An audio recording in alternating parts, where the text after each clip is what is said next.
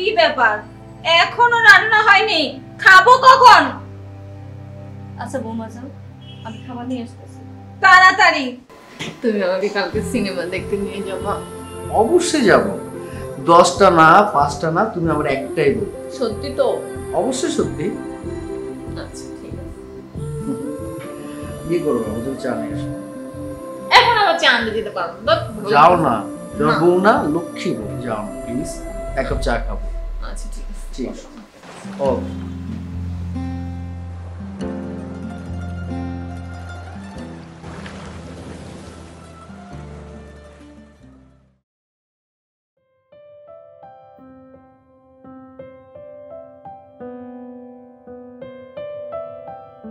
কি ব্যাপার, এখনো রান্না হয়নি?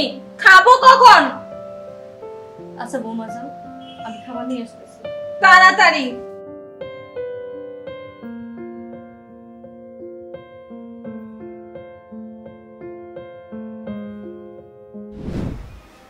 কি হইছে মা, তুমি আমারে ডাকছো কেন কও? ও বাবা, তোকে যে কারণে ডাকছি, তোর তো খুঁজে পাওয়া যায় না। তুই তো আমাদের আগের মতো সময় দাস না। যতটুকু সময় পাস বোর কাছে যাস, বাইরে কাজকর্ম করস। আর বিয়ের পর থেকে দেখতেছি বৌমা আমার সাথে ভালো ব্যবহার করতেছে না। আমি যদি কোনো সমস্যা হই তোর কাছে বাবা আমাদের কইতে পারস। আনলে বাবা আমাদের বৃদ্ধাশ্রমে দিয়া, আমি বৃদ্ধাশ্রমে চলে যাবো না। আমি কারো কাছে কোনো কিছু বলুম না রে বাবা, কারো কাছে কিচ্ছু বলবো না।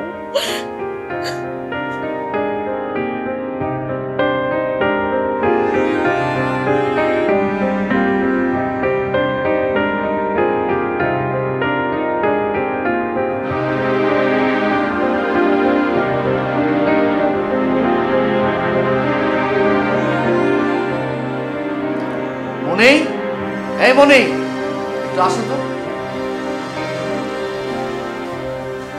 কি হয়েছে বলো, ডাকছো কেন? হ্যাঁ বসো। হ্যাঁ বলো কি হয়েছে? তোমার সাথে কিছু কথা ছিল। বলো। মনি, তুমি আমার মায়ের সাথে এতদিন যা যা করেছো সব বিষয়টা আমি জানি। দেখো, আমি তোমাকে অনেক ভালোবাসি, এটা একদম সত্য। এবং আমার কাছে কদিনে মনে হয়েছে পৃথিবীর সব থেকে সুখী মানুষটা আমি। তোমার ভালোবাসা পেয়ে আমি আমার মাকেই ভুলে গিয়েছিলাম। আমি একটি বারের জন্য জানতে চাইনি যে আমার মা কেমন আছে, আর সেই সুযোগটাই তুমি নিয়েছো। আমার মা ঠিক মতো খেলো কিনা, আমার মা ভালো আছে কিনা, সেই জিনিসটা আমি ভুলে গিয়েছিলাম।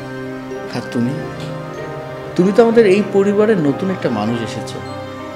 আমি তোমার কাছে অনেক কিছু আশা করেছিলাম, তুমি হয়তো আমার মাকে ভালো রাখবে, কিন্তু ঘটনাটা তার উল্টো হয়েছে।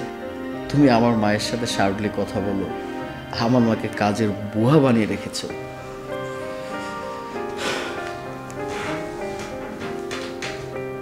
যে মা আমাকে জন্ম দিয়েছে, যার জন্য আমি পৃথিবীতে আসছি, যার জন্য আমি, আর আমার জন্য কিন্তু তুমি, এই মাকে তো আমি ছাড়তে পারবো না।